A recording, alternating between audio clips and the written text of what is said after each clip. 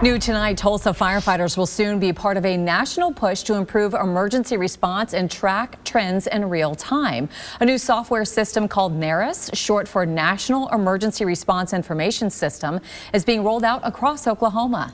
It comes after lawmakers passed House Bill 1052 into law this last spring, requiring all fire departments to report burn injuries and fire-related deaths within 48 hours of them happening. Fox 23's Paris Rain joins us live. Paris, you talked to the Tulsa Fire Department, one of the first departments in our area to start using the system, to find out what it means for our community. While software can be confusing, NERIS is straightforward. It'll be taking over a software that fire departments used to use, allowing them to have their data at their fingertips and be able to take better care of not just the firefighters, but green country. This system is designed to really do two things. It's designed to collect better information about what our firefighters do and how they do it from an emergency response standpoint. And the other thing we're trying to do, believe it or not, is make it easier on our firefighters. That firefighters are not necessarily known reputationally for being the best at data input. Tom Jenkins is the senior advisor of the National Emergency Response Information System, who says they are working with departments nationwide to make sure they have data easily accessible.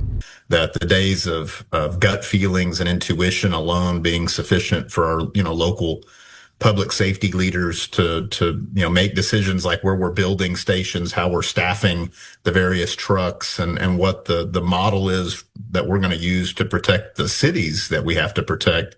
No, those are over. Tulsa Fire Department is one of the early adopters of NERIS, helping them gather data before the switch. And we've had a lot of difficulty being able to search these types of rescues.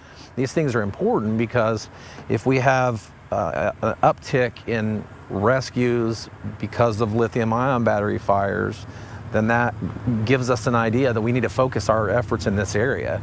And it not only that, but it shows what resources we dispatched, what resources were used, and maybe what resources could have been used more efficiently. Andy Little with TFD says the software will help them better understand the calls they have responded to and help them find ways to better focus on specific trainings to become a more efficient department and better utilize tax dollars while making people safer. That it really streamlines the data so that we can identify trends. We can now search specific rescues that happened over the year, which gives us a better idea how to approach certain fires. It will let us know that we actually rescued 40 people through a window in a house fire, and it took X amount of seconds.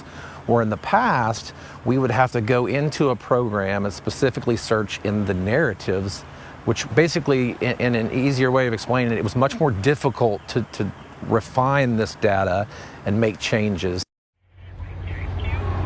The software will give departments a better look at what's needed in specific communities, a look at if there's a gap in any situations, and a better look at performance and analytics in any situation of medical or fire. Andy says if not all or most of them will have to transition to this software by January 1st, and the old software will be offline by February. Live in Tulsa, covering news that matters, I'm Paris Rain, Fox 23 News.